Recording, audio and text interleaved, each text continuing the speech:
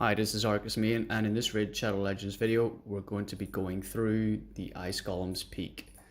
This event is currently up and running. I'm definitely a bit late to the party on this. I think some of the other videos on YouTube are a bit out of date because the way the AI functions is slightly different now. I will not be going through the artifact sets. None of them are particularly good. I only ever run this dungeon whenever there's an event on, just for the points. I never farm it outside. But if you're having difficulty in completing this dungeon, hopefully this guide will help you with that. So my team are pretty good. I think Yannick is really the only unique pull I've got here. The rest were from fusions or missions. And well, I pulled Miscreated Monster. One of the key things to note though for this dungeon is that it can go very wrong very fast. That's why I've got Miscreated Monster here, just for some protection, and Arbiter for revival. Obviously there's a bit of a catch-22 here, since in order to get Arbiter you need to be able to auto stage 20. But at the end of this run I will provide you with some alternatives. But for this run I'm just going to quickly go through it and talk about the mechanics. So the first round, the first wave is very straightforward. There's no real danger here. This wave 2 is a bit more dangerous because of the, I'm not sure of the name of the move, Shriek. It puts up a reflect damage on all the allies from Terror Beast. This one. So if you're coming in with Royal Guard and you don't have someone who can revive, it can end up killing him. So that's why it's useful to have someone who can revive, just for safety. So the better support you have, then the more reckless you can be. Obviously Arbiter is very good for this dungeon. I'm not sure why it's lagging. I think Plarium is having problems today. But yeah. So you can see there the reflect damage is up. One of the nice things about Rotos is that even if he hits him incredibly hard, he will only lose 50% of his health. And then he gets a shield, so if he kills it, he gets a shield, goes again. He will only damage his shield, so his health will be fine for this. So Rotos is an incredibly safe pick. Let's see, so he's got a shield. He's lost some of his health, but Arbiter is there to pick him up. This lag is incredibly annoying. I will leave the run as it is, but I will try to find whatever the problem is after this. Anyway, on to the boss. Okay, so the minion on the left, he throws out a 100% heal reduction debuff. The minion here on the right, he throws out decreased defense on all. The boss himself, he's got a couple of mechanics. So he attacks all enemies whenever, oh, he's got a name, Clissus, I never knew that. So once his health drops to 80, 60, 45, 30 and 50%, he attacks everyone. This attack will revive any dead ally to 100%. The attack ignores 50% of each enemy's defense for each ally alive. So this is why you have to be careful with this dungeon. If you bring in some incredibly heavy hitters and both of his minions are still up and alive, then he's going to attack you pretty hard, ignoring 100% of your defense. So by default, the AI used to just always be extra careful with their AoEs, but since the recent update, the AI just goes all out. It uses its AoEs whenever they're up. So it definitely got some pros and cons to it. One advantage is Miscreated Monster now does his lightning, so he does put his shields up. Before he would not do that, he would only do a shield move when the two ads were down, but now he does his lightning, so it's actually better if you've got Miscreated Monster. He also has a 100% chance of placing a freeze if both his minions are alive. So again, if you don't kill the ads first, things can get very messy very quickly. Its move for decreasing accuracy. If you've got a team that relies on poisons, this can be annoying. Like if you're running Keel or some poisoner, it can be pretty annoying. With Stag Knight here, he does have an increased accuracy buff. So this is just not an issue for this team, and my team does not rely on poisons. And the fight itself usually runs pretty long, to be honest. Because if you go super fast, then you're at greater risk of dying. One of the nice things about Yannicka is she does have a leech. So it does provide some sustain when she does her move. One issue though that sometimes I have, not an issue because I have Arbiter on the team, but both Yannicka and Rotos, they have counterattack masteries. So if they get hit hard, they sometimes hit the boss back and they end up proccing his passive again.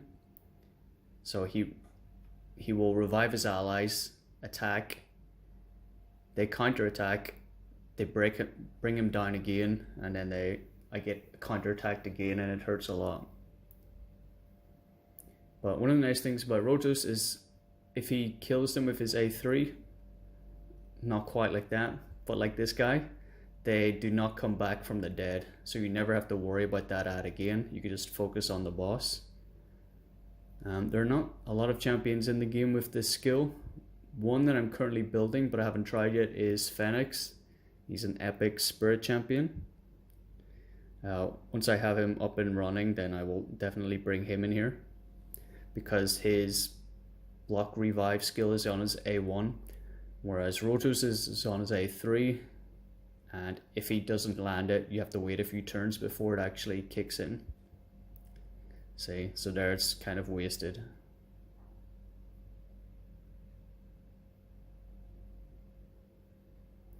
So it's usually a slow fight. Faster when I don't pause it and talk, but yeah, I mean, this team is a very safe team since I do have only 2 real damage dealers.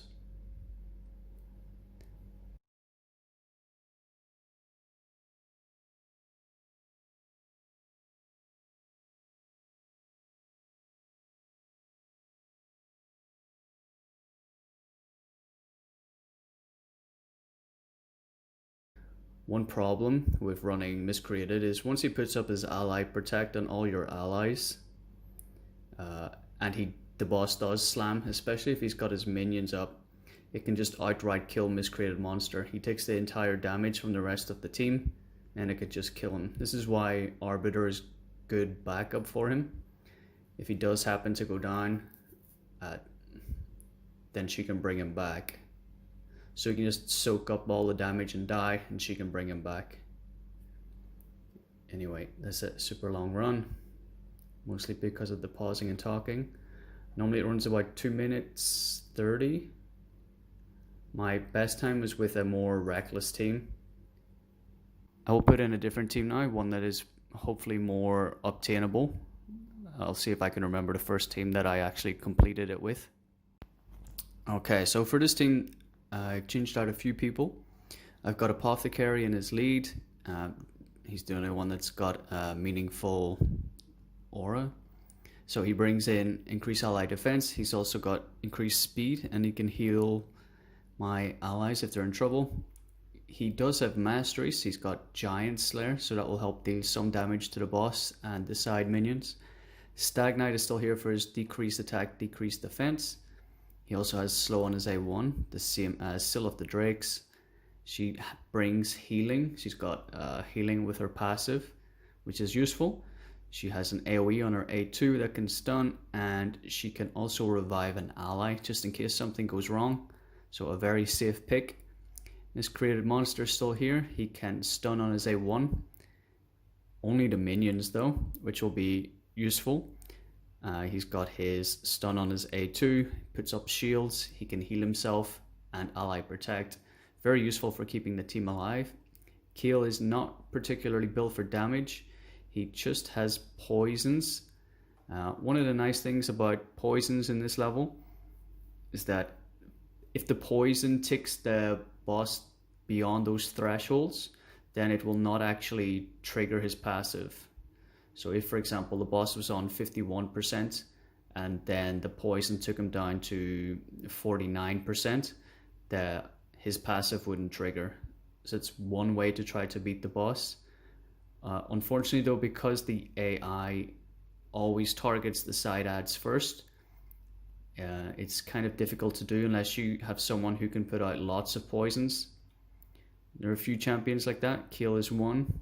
I think he puts out 4 poisons at random on his A3.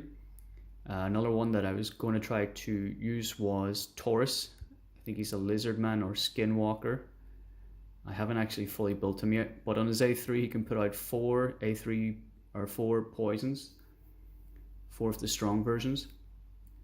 So this second wave is the one that is usually a problem. You see Syl, she's only stunned 1.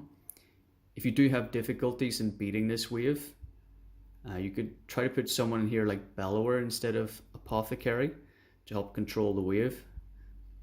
You can stick him in a stun set or possibly even a taunting set, since you do have a healer or a reviver with Syl of the Drakes.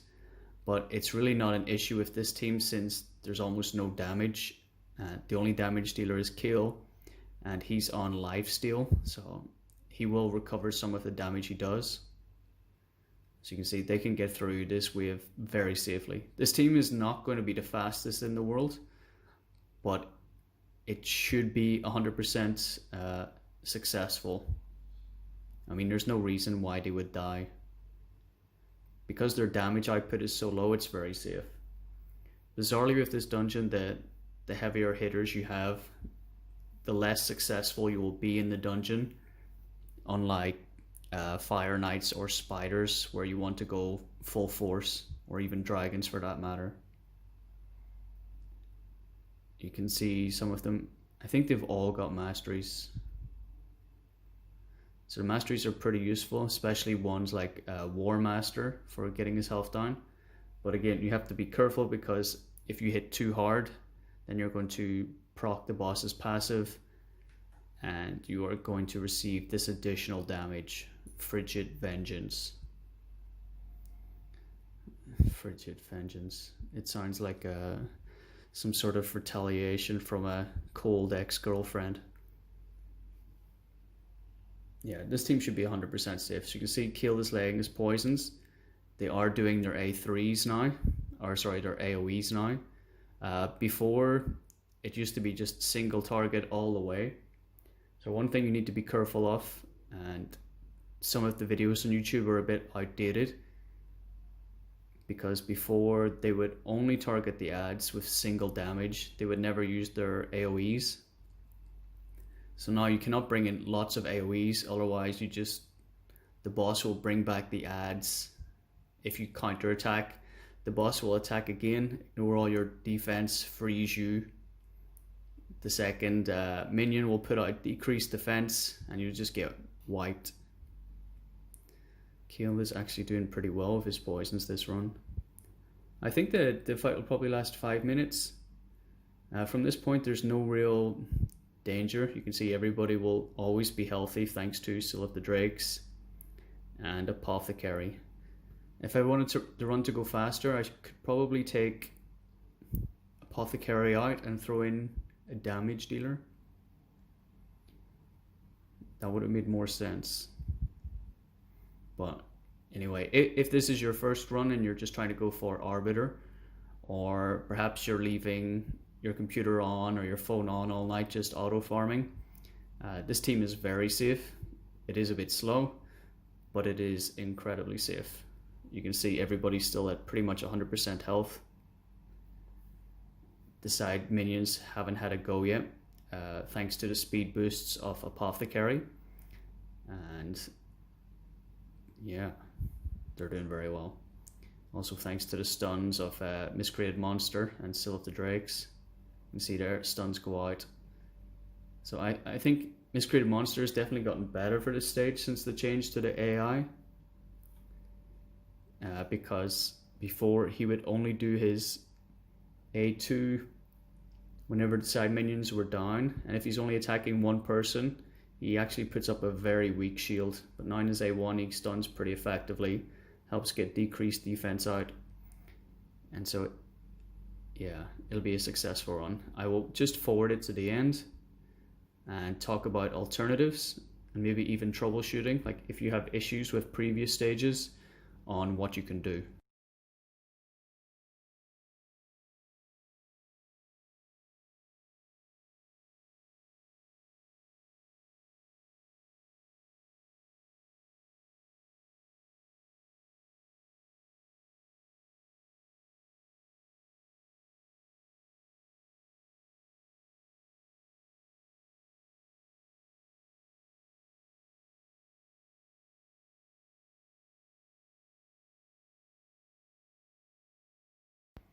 Okay, so that run was definitely longer than expected.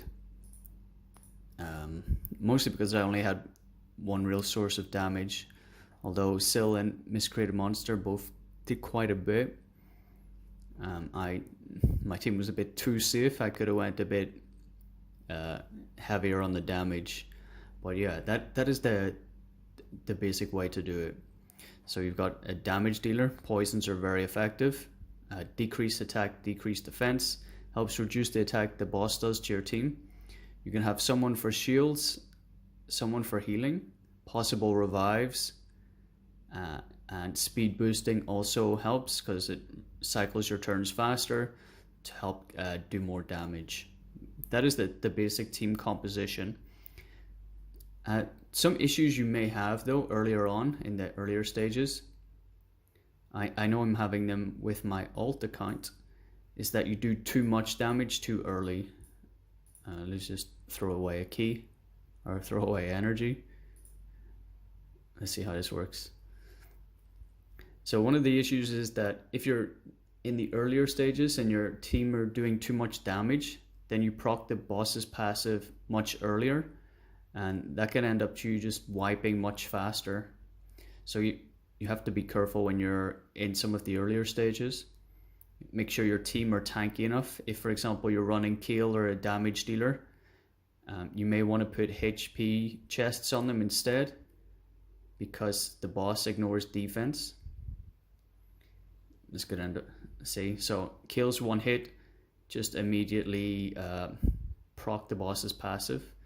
Unfortunately, my team is mostly single hitters, but if you're running lots of AoEs like Elhian, then it's possible you just proc his passive too much. See there, so he just took another hit before I downed the second ad, freezing 2 members of my team, which was never an issue with the final fight. So this can be some of the issues you face when you're on your way to the top, so to speak.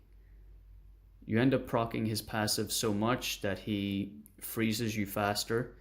He ends up attacking you with his minions up, doing even more damage. See, like this again. Now 3 people are frozen. Fortunately, and now again, they're frozen, more damage. Fortunately, this created monster has got shields there to protect me. He's definitely MVP for this round. But one of the issues I was having with my alt account was Elhian was doing too much damage. Since she does AoE with 2 skills, then everybody else on my team was just wiping. 4-star. I can't remember the last time I seen a 4-star artifact. Yeah, so as you're progressing, you can see obviously you're facing different affinities. So some of you may be struggling to even reach stage 20. The team I just showed you are all magic affinity with the exception of Stag Knight, so he will neither be strong nor weak there. Whereas if this team were on stage 19, let's just throw away another 16 energy. If I were to run this team on the fire affinity, force affinity, then they're going to have Kale will not land his debuffs as easily. The waves are slightly different as well. They are all force affinity. It is good for Stag Knight though, since he doesn't have to worry about any weaknesses. But the stuns are not going to come as often from the miscreated monster or from Still of the Drakes. The poisons are not going to come out whenever he lands those weak hits from kill. But the team should still work. Let's see. Fingers crossed. If you do have issues though, you can just sub someone in. I think for the Arbiter mission, it's stage 17 and stage 20 that you need to be able to auto. So if you have to manual 1 or 2 stages just to get through, just to avoid the AI proccing the AoEs, this is incredibly slow. To avoid proccing the AoEs of the boss to get through, then, well, do what you need to do. But I don't think it's really worthwhile 6-starring and doing masteries on a champ that you will never use. So for example, there's no point 6-starring someone just so you can complete Ice Golem 16 or 19 even, if they're not going to be useful in other stages. That might be the main reason that you see a lot of content creators only really focus on stage 20, since it will be the team that you'll be running for the vast majority of the game time. So even if you had someone that was just, like, say 5-star level 50 that could help carry you through, that should be fine. But I don't want to recommend anyone you can 6-star. If you have trouble with the waves, just bring in people to crowd control. If you don't have miscreated monster, you could use Bellower. He has AoE on all his attacks. Just put taunt set on him, or stun set would be even better. But yeah, I think Still of the Drakes comes quite late, possibly too late for my recommendation to be useful. If you need someone to heal and you don't have, or sorry, if you need someone to revive and you don't have Still of the Drakes, a good rare to use would be Reliquary Tender. She is a rare void. She can remove all buffs and she places a continuous heal. So with that skill, she can get rid of the decreased defense from the side boss, and she can get rid of the heal reduction debuff from the little boss on the left. Wow, Keel is still landing his poisons. Nice. Yeah, so Reliquary Tender is a good recommendation. She has a revive on her A3, and since she's a rare, she's very easy to book. Another good option would be Kaden. He is magic affinity. He's the recent Dark Elf, I believe. Yeah, Dark Elf epic. He can revive 2 champions and puts a increased defense buff on them. He also has decreased attack on his all enemies on his A2, so he would be a very good unit to have instead. But yeah, so I mean, one of the issues with this dungeon is if you do too much damage too fast, you can proc the boss multiple times, and that can lead to your team wiping. This is so slow. I don't know why it's so laggy. This is literally the only program that's running on my computer at the minute. I did have to turn the fan down now because it was being too loud. Yeah, actually my team are going to be able to do this fine. Yeah, so for troubleshooting purposes, if you're having issues with the ads still being up when the boss does his passive, when he procs Frigid Vengeance, you may have to take out some of your AoE champs and swap in some single target units just to make sure that the ads die first. Otherwise, you're going to get frozen and the boss's attack will ignore your defense. But you shouldn't, if you're struggling to reach stage 20, don't focus on finding units that you can use with a strong affinity and 6-starring them just for the express purposes of reaching stage 20. I mean, this team is reasonably accessible. Stag Knight, I feel like he was given for free, but it might have been with like the battle pass, that one-off event.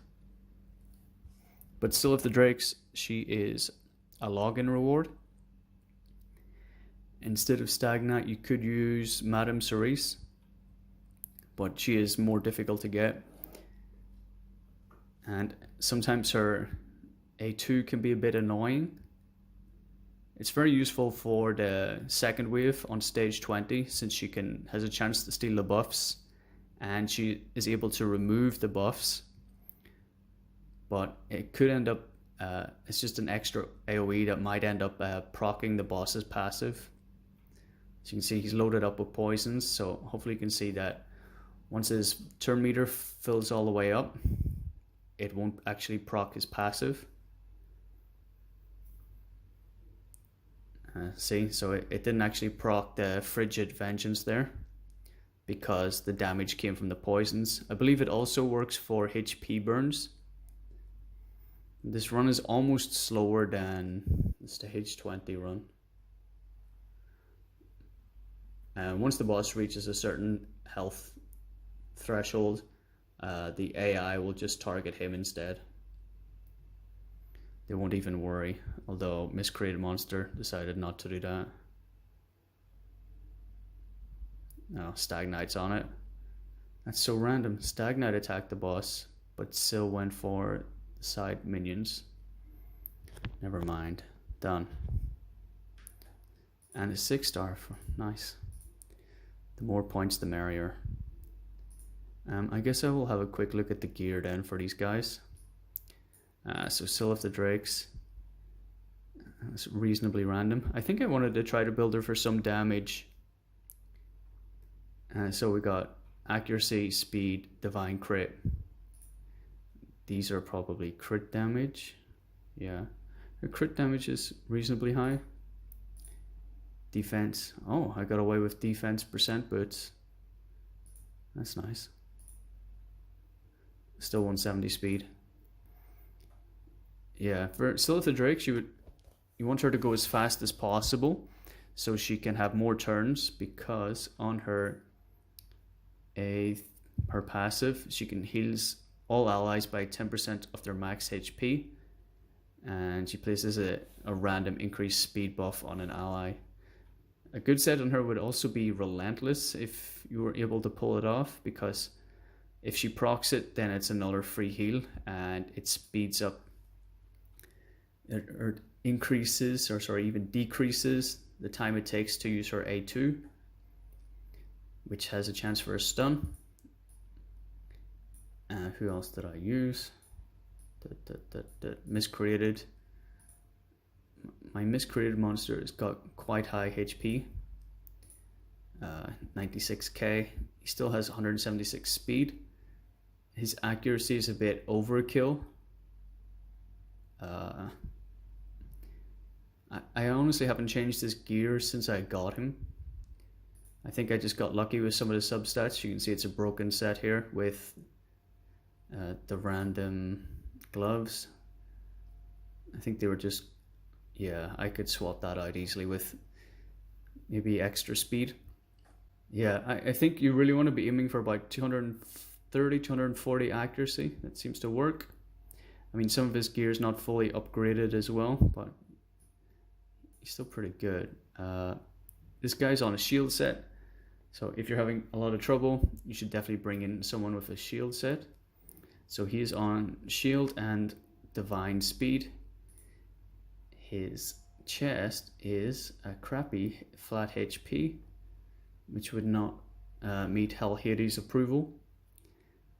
I don't know why, I just really wanted the divine speed set to work. He meets the accuracy requirements. Again, he's not fully booked, but his speed is quite fast. He's at 225 speed, 230 accuracy, 40k HP, reasonable defense.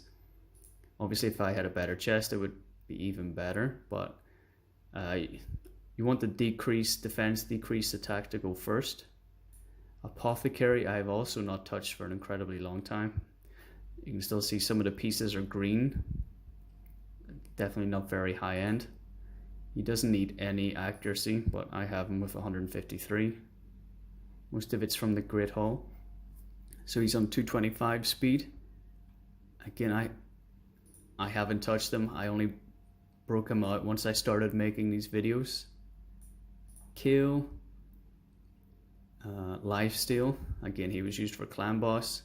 So 3000 defense, 181 speed, and just about the right amount of accuracy, 238. Yeah, I think that was one. That's all 5 covered. Yeah, so I guess just to summarize, you don't want to be going particularly fast and doing the damage. You do want someone with decreased attack, decreased defense. You should not bring in too many AoEs,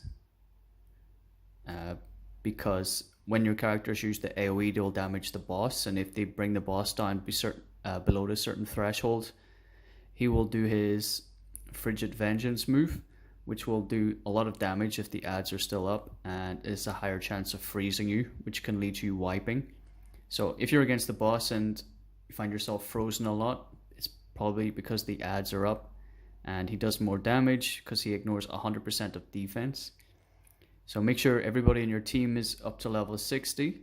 Make sure you got masteries. If your attack champions are dying too fast, maybe swap out to a HP percentage chest. Bring in some healers. If you have a lot of people dying, you can bring in some revivers. You should check out a Yumi Love website for people who can revive. So one rare is Reliquary Tender. She's pretty good, very useful. So she can remove all debuffs on her A2 and places a heal, and she can revive one ally. There's not a lot of revivers actually in the game. There is Gorgorob, whom I don't have yet, so I can't use him. He revives all dead allies. Another is Cardinal. She is Sacred Order, whom I do have. Very useful skill. Brings them, fills up their turn meter entirely. She also has a heal here. You could try Lightsworn. He places revive on death, so if they do die, they come back. So that is useful as well. This is Fenax, who I'm currently building. On his A1, he has a block revive skill to kill the ads so they don't come back. So you don't have to worry if the passive procs or not. And he has a block cooldown skill and block buff. So block buff is very useful for the second wave to stop the reflect damage going up. Yeah. So if you're struggling with the second wave, you could try having someone remove the buffs, or again, single target damage dealers with revives. The issue is if you use someone like Royal Guard, he does so much damage. Once it reflects onto him, he just dies. So if you have a reviver, that's useful for safety. But it's very difficult to actually brute force this dungeon. So in some cases, single target damage dealers are better. Although it is a lot slower, it's definitely safer, the safer option. And the other reviver then I mentioned was Caden.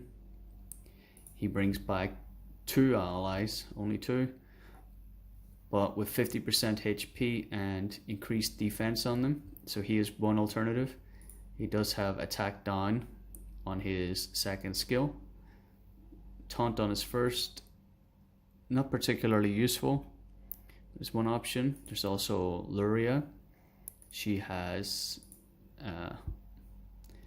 a block buff, but it only attacks one enemy. And then on her A2, she has a block revive, so she can kill the ads. The issue with the block revive ability on all these characters is that it's very unreliable, because this is a 4-turn cooldown. If she doesn't hit it, then it just it's not something you can particularly rely on. If she doesn't get it, then you have to wait another 4 turns if she doesn't get it again, so it may never proc, so it's not exactly useful on some of them. Fenax is the only one I know of that has it on his A1, therefore he is the most reliable. But hopefully, yeah, the videos lasted a lot longer than I expected. I have to get back to farming for my fragments. I'm at 75 at the minute. If you have any questions or difficulties in clearing stage 20 or even reaching stage 20, you can let me know in the comments below. And I will wrap the video up there. Thank you for watching. Bye.